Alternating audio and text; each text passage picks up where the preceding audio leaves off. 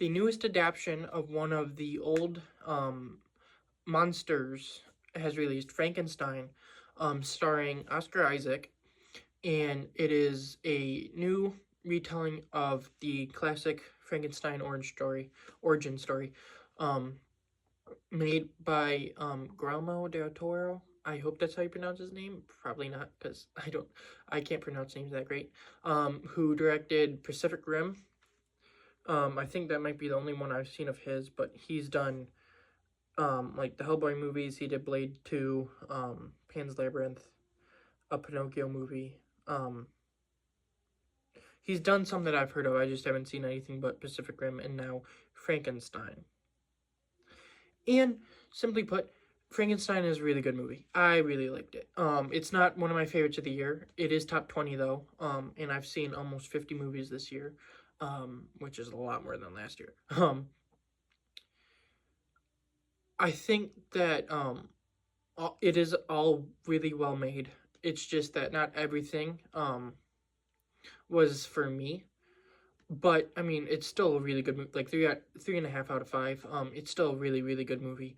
I think Oscar Isaac as Victor Frankenstein is phenomenal, and I really like him as an actor, and I think he's one of the more underappreciated actors. Um, I think that everything he brings to Victor is just really great, and the stuff that focuses on him, even without like the monster, like for the first at least hour, I think a little bit more than an hour, it was him, and then that it led up to him making the monster, and then kind of his relationship with the monster, and ultimately like everything else. But like even the stuff with just Victor like trying to bring the monster but not even having to do with the monster or anything was some of the best stuff in the movie. um Christopher Waltz, I think, was a really good addition. I haven't seen him in anything, but I've heard great things about him. Obviously he's the bad guy in Inglourious Bastards, and I've heard good things about that movie, and I think that he was really good in this. And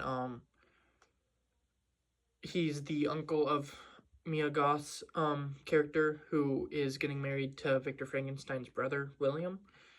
I think that everyone did really good except for one person in the cast, but even then, like, I'll get to that. I think Mia Goth with this Goth was pretty good. She's a new actress, and I haven't seen nothing because she's more in like the horror realm. But I think she did pretty good. She's gonna be in the new Star Wars movie with Ryan Gosling in a couple of years, and then I think she might be in Marvel's Blade, if that ever gets made.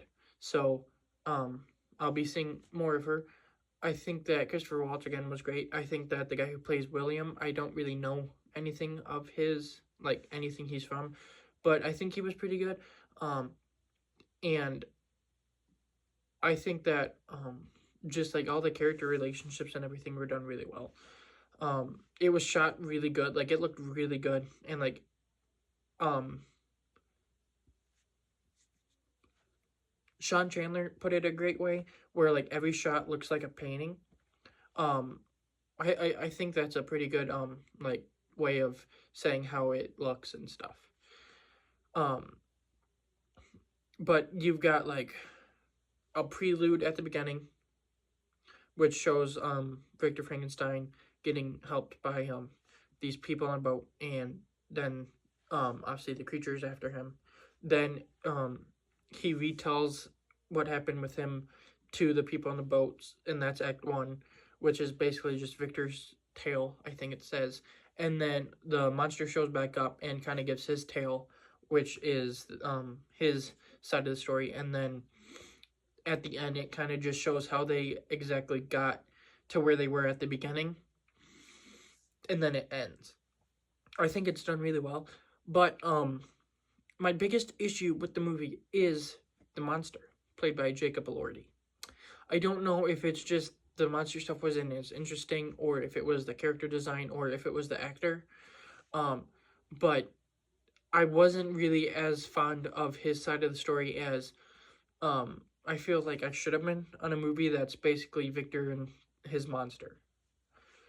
It wasn't bad, but I do think that when the creature is the main character in his side of the story, with like him breaking out of the Frankenstein mansion, and then kind of showing him like be like a guardian angel to this family, and kind of everything leading up to him leaving that family and then wanting another person like him, which kind of is like a kind of like an Easter egg to the bride character.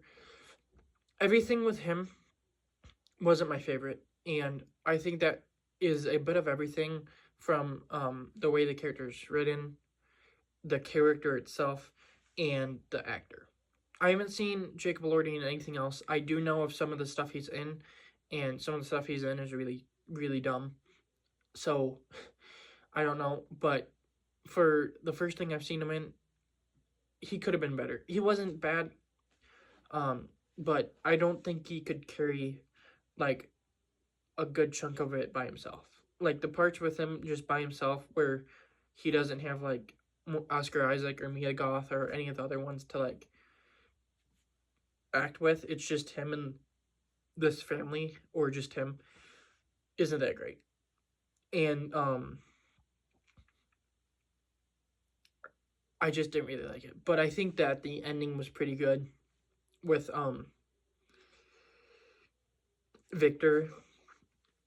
So like the whole movie, Victor, after he makes the monster, treats it badly.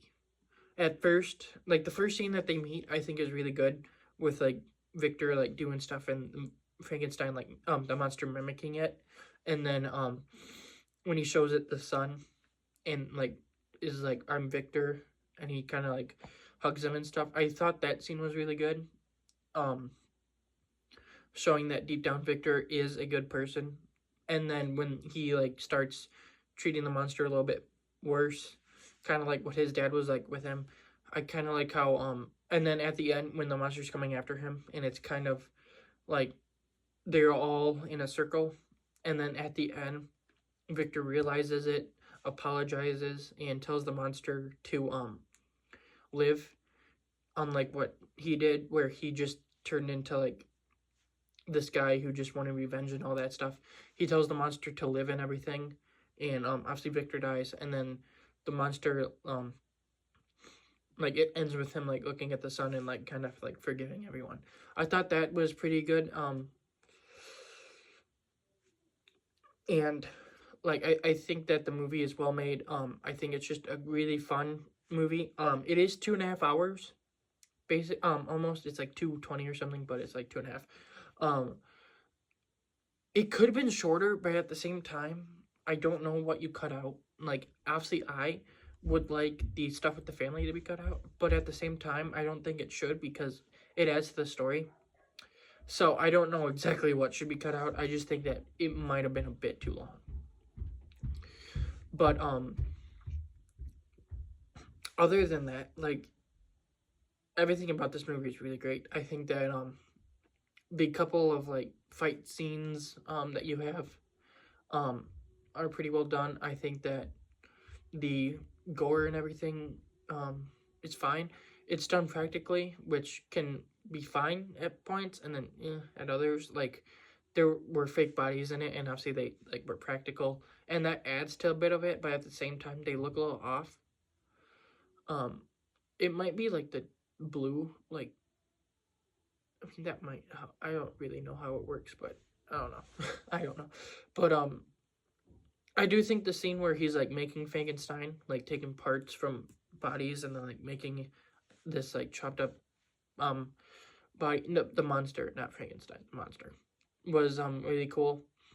And I like how I just really like Victor and his character, and I think that Oscar Isaac really brought it, like everything to the character, and I don't think it would have worked as well if it wasn't Oscar Isaac. But all in all, yeah, Frankenstein was a really good movie. It might be one that I watch again. I don't know. It's not as like fun as some other movies, and it being 2.5 hours, but not really having like the story to watch over and over again. I don't know. Like, there are 3-hour movies that you can watch over and over again, like Endgame. And it's really good. Like, you can just do that and it's fine. There's movies that are like 3 hours, like The Batman, which at times can feel a little bit long, but at the same time, I mean, it's a Batman movie, so it's like, okay, it's still fun. And then there's movies like this where it's like, yeah, it's 2.5 hours.